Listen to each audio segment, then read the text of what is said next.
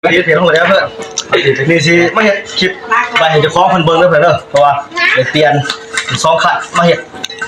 มาแต่งออกจากมัดใช่ล่ะตกมันแล้วก็ต้มเป็นใส่หน้าแป้นของ2เด็กเด้อเพิ่นเด้อ2ขัดพี่น้อง2ขัดตัวนี้เป็นประกอบคันพี่น้องสนใจ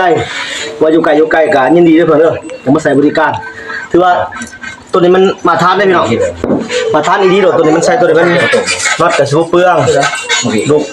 ลูกบีลูกปืนเผานี่ก็สิทนสิ้นก็ทนเด้อพี่น้องเพราะมันนี่ใส่ตัวนี้2เด็กคันนึงตัวนี้มันเดี๋ยวก็แหละก็ยังอัง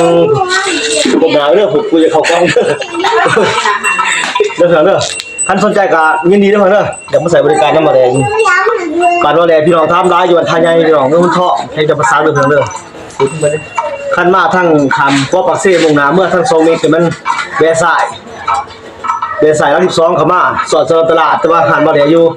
แต่12เข้ามา18ล้านเด้อเพิ่นเด้อ18ล้านถ้ามาทางตลาดก็หัวตกอยู่วัน30ปลายเด้อเพิ่นเด้อหัวบ่ได้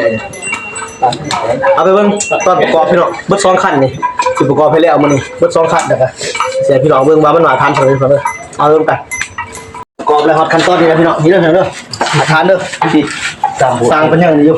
มีสร้างใหม่2คนมื้อนี้พี่น้องสร้างใหม่บ่ต้องแตกก็บัญชีสุราษฎร์เด้อเด้อเด้อมันสนใจนี่เพื่อมาทานโดดนี่เพื่อนิ่งดีลูกวีลูกนี้คิดนี่ทดโดดนี่มันเกินว่า2เท่า3เท่าบ่ได้พี่น้องคุณภาพมันบ่ว่าเสียนี่